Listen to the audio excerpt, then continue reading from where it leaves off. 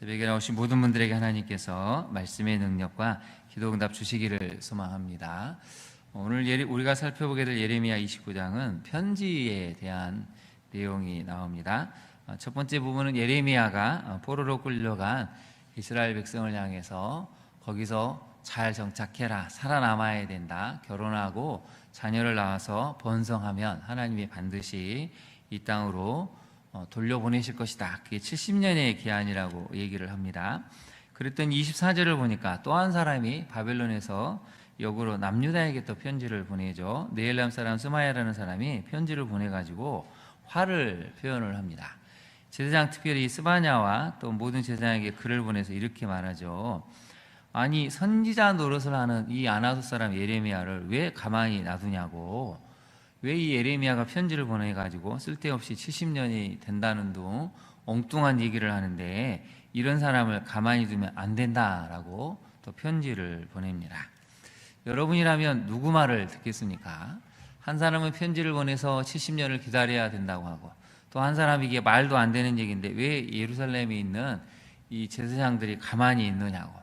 이 백성들이 우왕좌왕할 수밖에 없죠. 그래서 우리가 이 말씀을 살펴볼 때 정말 혼란스럽고 혼동스러운 시대에 정말 하나님의 말씀이 어디에 있는가를 잘 봐야 한다는 것이죠. 그리고 구조를 한번 살펴볼까요? 1절에서 14절은 포로된 백성들에게 편지를 쓴 예레미야가 나옵니다.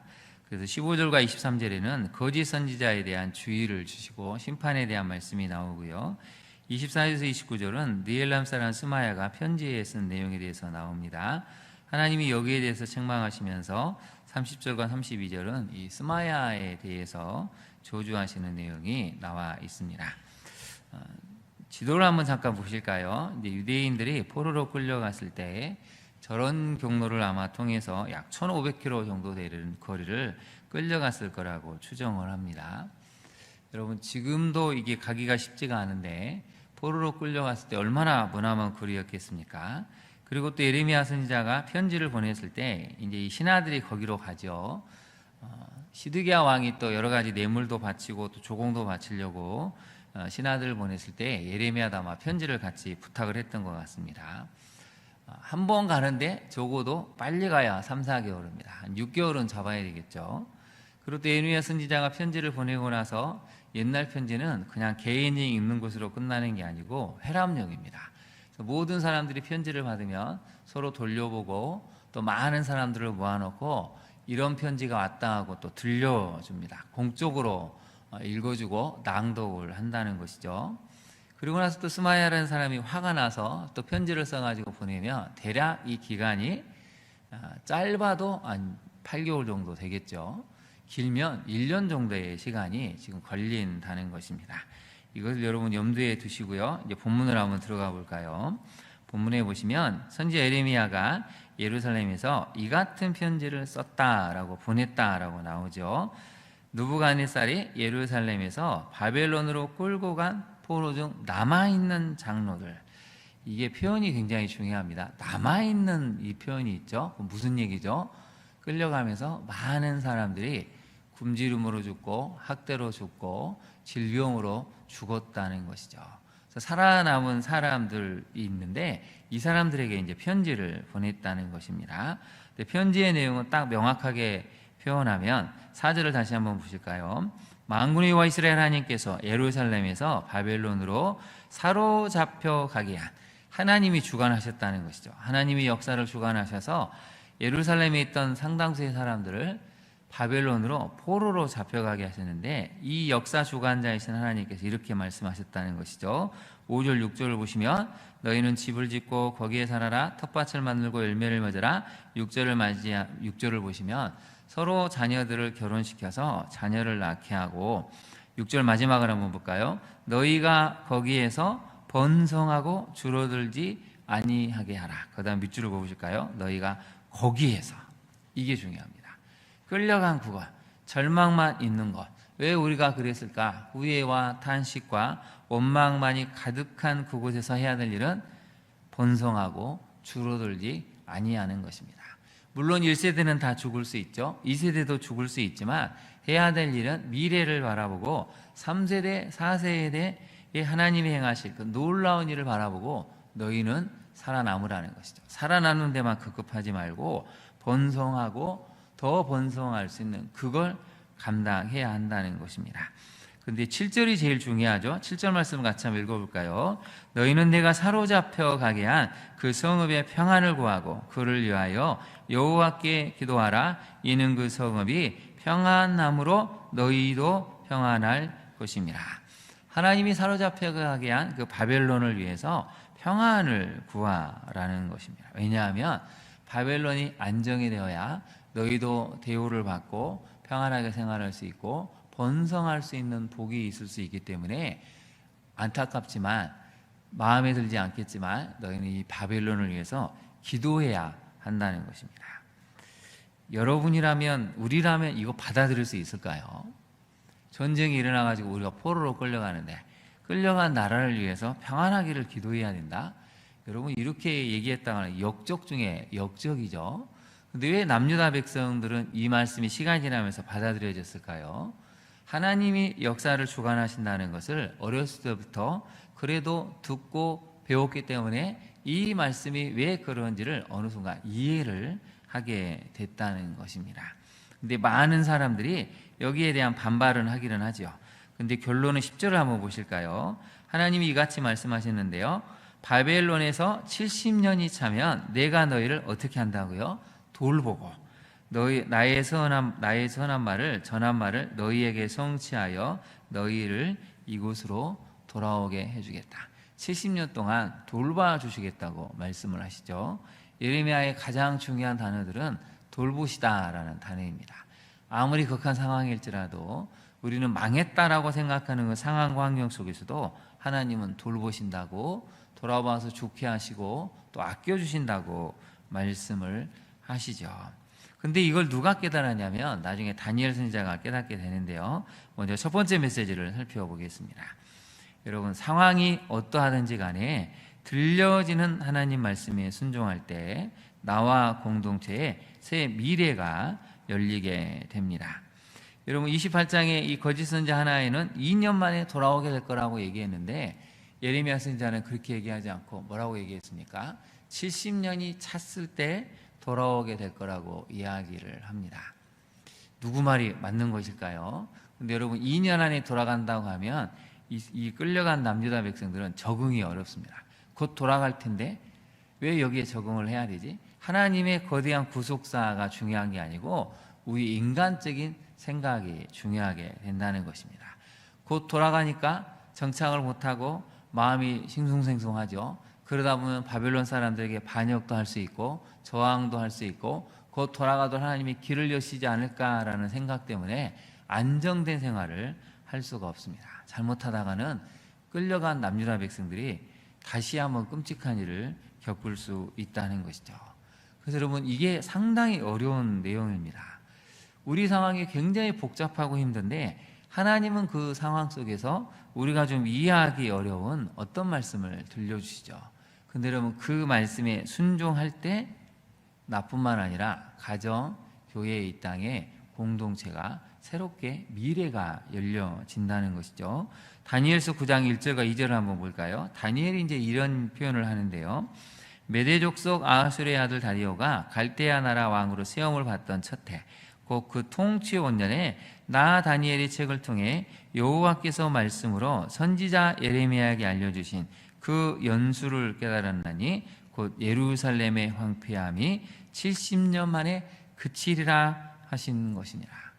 바벨론이 포로로 끌려간 지 지금 상당한 세월이 지났습니다. 거의 70년 가까이 됐는데 기도하다가 이게 딱 깨달아졌다는 것입니다. 그 옛날 예레미야 선지자가 편지를 보내서 70년 만에 돌아가게 될 거라고 얘기했는데 이제 때가 가까이 왔다는 것을 깨달았고 실제로 그 일이 이루어지는 것을 보게 되는 것이죠. 그래서 여러분, 우리는 어떤 상황에 있든지 말씀을 붙들어야 됩니다. 때는 우리 이성을, 상식을, 경험을 초월할 수 있지만 그게 나에게 들려지는 하나님 말씀이라면 우리가 거기에 순종할 때 시간이 지나면 내가 회복이 되고 우리 후손들이 회복되면서 새로운 미래를 살아갈 수 있다는 것이죠. 적용을 한번 해볼까요? 여러분, 최악의 상황에 놓여 있을 때 할 수 있는 최선은 무엇이고 어떻게 기도하고 계십니까? 아마 우리는 여러 가지 상황에 놓여 있을 수 있는데 지금 본문에 등장한 이 남유다 백성들처럼 최악의 상황에 놓여 있을 수 있습니다. 그럼 이 사람들이 할 수 있는 최선은 무엇이겠습니까? 저항하는 것일까요? 다시 유격대를 조직해서 바벨론 곳곳을 습격하고 빨리 돌아가자라는 것이 최선일까요? 그렇지 않았다는 것이죠. 그럼 두 번째를 같이 한번 읽어보겠습니다. 그 상황 속에서 들려지는 하나님의 말씀을 선뜻 순종합니까? 오늘 본문을 보면 굉장히 많은 구절이 여호와께서 말씀하시니라, 여호와께서 말씀하시되 만군의 여호와께서 이와 같이 말씀하시니라는 표현을 계속 강조하고 있습니다. 왜 그렇습니까? 이것은 반드시 이루어질 일이고 너희가 순종을 해야 될 말씀이기 때문이죠. 두 번째로 한번 살펴볼까요? 두 번째 메시지를 한번 보겠습니다. 하나님께서 행하시려는 복된 일을 보지 못하게 하고 막아서는 거짓과 교만을 버려야 한다는 것이죠. 스마야라는 사람이 등장을 합니다. 24절을 다시 한번 볼까요? 이 느엘람 사람 스마야가 이제 이렇게 편지를 받고 나서 화가 났습니다. 그래서 25절을 보면 똑같이 또 표현을 하죠. 예레미야 선지자처럼 만군의 여호와 이스라엘의 하나님께서 이와 같이 말씀하여 이르시되, 또 본인도 하나님이 이렇게 말씀하셨다 그러면서 이제 이 스바냐 제사장 마아세야의 아들 스바냐 또 모든 제사장에게 편지를 써서 이렇게 하는데요. 여러분 26절에 상당히 중요한 표현이 하나가 나옵니다. 여호와께서 너를 제사장 여호와의 아들을 대신하여 제사장을 삼아 여호와의 성전 감독자로 세우시면, 스바냐 너를 하나님께서 제사장으로 세우셨는데 세운 이유가 있다는 것이죠. 모든 미친 자와 선지자 노릇을 하는 자들 목에 씌우는 나무고랑, 목에 씌우는 새 고랑을 채우게 하셨는데 왜 너는 선지자 노릇하는 아나돗 사람 예레미야를 책망하지 않느냐?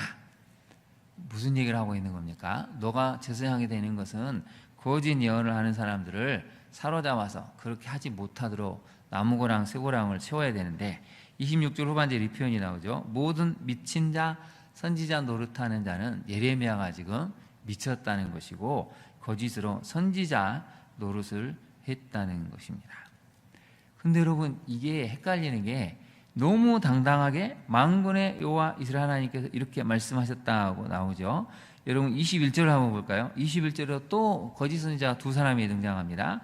만군의 여호와 이스라엘의 하나님께서 골레의 아들 아합과 마아사의 아들 시드기야에 대해서 이렇게 책망하신대요. 그들은 내 이름으로 너희에게 거짓을 예언했다는 것입니다. 여러분 혼란스럽지 않겠습니까? 너도 나도 다 만군의 하나님 여호와께서 이렇게 말씀을 하셨다. 그래서 그럼 8절을 한번 볼까요? 8절에 보시면 이게 이제 말세에 많이 나타나는 중지인데요. 만군의 여호와 이스라엘 하나님께서 이같이 말씀하셨죠. 너희 중에 있는 선지자들, 점쟁이 이 사람들에게 미혹되지 말고 너희가 꾼 꿈도 고지 듣고 믿지 말라는 것이죠. 여러분 이게 굉장히 충격적인 내용입니다. 망해버려가지고 바벨론에 끌려가는데 그러면 정신을 차리고 하나님 뭐라고 말씀하셨을까? 참 선지자의 귀를 기울여야 되는데 그 가운데 거짓 선지자도 있었고 심지어는 점쟁이도 또 있었다는 것입니다. 아직도 정신을 못 차리고 있었다는 것이죠. 점쟁이한테 가서 너무 불안하니까 우리는 어떻게 될까? 하나님을 믿긴 했는데 점쟁이를 또 찾아가서 우리가 어떻게 해야 되고 무엇이 평안할까 또 물어봤다는 것이죠. 심지어는 꿈도 꿉니다. 그러니까 여러분 얼마나 혼란스럽겠습니까? 점쟁이도 있죠, 거짓 선지자도 있죠, 또 너도 나도 나 이렇게 꿈을 꿨는데 곧 돌아갈 것 같은 꿈인 것 같아, 우리 이제 좀 행복해질 것 같아, 너도 나도 이래버리면 백성들이 혼란스러울 수밖에 없죠. 오늘 본문에도 3명의 거짓 선지자가 등장하지 않습니까? 그런데 그럼 이 거짓 선지자들의 종말이 잘 나타나 있는데요. 한번 볼까요? 22절에 보시면 아합과 시드기야라는 거짓 선지자들에서 하나님이 이렇게 말씀하십니다. 바벨론인 유다의 모든 포로가 그들을 저주거리로 삼아서 이렇게 말한다는 것이죠. 여호와께서 너를 바벨론 왕이 불살라 죽인 시드기야와 아합 같게 하시기를 원하노라. 하나님이 이 두 사람을 화형을 시키는 엄청난 형벌을 내리신다는 것입니다. 그러면 느엘람 사람 스마야는 어떻게 될까요? 32절을 한번 보실까요? 32절을 보시면 너는 거짓을 예언했기 때문에 하나님이 보라 내가 느엘람 사람 스마야와 그의 자손을 벌한다고. 그리고 마지막에 보면 내가 내 백성에게 행하려 하는 어떤 일을 보지 못하게 하신다고요? 복된 일을 보지 못하게 하신다고 말씀하십니다. 여러분, 하나님은 아무리 절망적인 상황에서도 무슨 일을 행하십니까? 복된 일을 보여주시는 분이시죠. 근데 그걸 막아서는 사람은 하나님의 이름으로 거짓을 예언한 사람들이 막아선다는 것입니다. 여러분, 분별해야 될 때입니다. 무엇이 참이고 거짓인지 분별하지 않으면 우리도 우왕좌왕하다가 진리를 놓치는 경우가 있다는 것이죠. 적용을 한번 해볼까요? 여러분, 혼란과 혼동, 절망의 상황이지만 하나님께서 행하시고자 하는 복된 일을 믿음으로 기대하며 살아가고 있습니까? 두 번째 같이 한번 읽어볼까요? 깊이 있는 말씀 묵상과 기도로 참과 거짓을 분별하는 힘을 기르고 있습니까? 여러분, 말씀 묵상과 기도로 힘을 길러야 이 혼란스러운 시대에 우직하게 굳건하게 걸어갈 수 있습니다. 오늘의 이 말씀을 기억하시고 하나님이 우리 인생에 행하실 복된 일을 바라보며 어떤 절망적인 상황일지라도 들려지는 말씀에 순종하는 우리 모두가 될 수 있기를 진심으로 축원합니다. 기도하겠습니다. 하나님, 그렇습니다. 너무도 혼란스러운 상황에서 우리는 어떤 말씀을 드려야 되고 무엇이 옳은지 참 힘들고 어려울 때가 많이 있습니다. 그러나 오늘의 말씀을 기억하고 하나님 말씀을 깊이 있게 연구하고 묵상함으로 우리에게 복된 일을 행하시는 그 하나님을 만날 수 있도록 진리의 길, 말씀의 길만에서는 우리 모두가 되게 하옵소서. 예수님 이름으로 기도합니다. 아멘. 하늘에 계신 우리 아버지의 이름을 거룩하게 하시며 아버지의 나라가 오게 하시며 아버지의 뜻이 하늘에서와 같이 땅에서도 이루어지게 하소서. 오늘 우리에게 일용할 양식을 주시고 우리가 우리에게 잘못한 사람을 용서하여 준 것 같이 우리 죄를 용서하여 주시고 우리를 시험에 빠지지 않게 하시고 악에서 구하소서. 나라와 권능과 영광이 영원히 아버지의 것입니다. 아멘. 함께 기도하겠습니다. 하나님, 이 혼란스러운 시대에 우리가 어떤 말씀이든지 말씀을 분별하고 들려진 하나님 말씀이라면 기꺼이 순종해서 우리에게 복된 일을 행하시고자 하는 그 하나님을 경험하게 해달라고, 복된 미래를 꿈꾸며 나와 공동체 우리 자녀가 그러한 새로운 미래를 향해 달려갈 수 있는 말씀에 순종하는 우리가 되게 해달라고 기도하기를 원합니다. 또 많은 우리 한우들이 있습니다. 주님 지켜주시고 또 여러 가지 공공하고 힘든 성도들이 많이 계시는데요. 하나님 은혜를 베푸셔서 그 공공하고 힘든 상황들이 점점 펴지고 나아질 수 있도록 하나님의 은혜를 달라고 우리가 함께 기도하기를 원합니다. 특별히 비가 오지 않는 강릉과 또 삼척 지역을 위해서 여러분 기도해 주시고, 신냉전에 지금 내몰리고 있는 한반도를 하나님 긍휼히 여기셔서 평화가 정착될 수 있는 한반도가 되게 해달라고 기도해 주시기를 바랍니다. 우리 주님의 이름을 3번 부른 다음에 기도하도록 하겠습니다. 주여 주여 주여.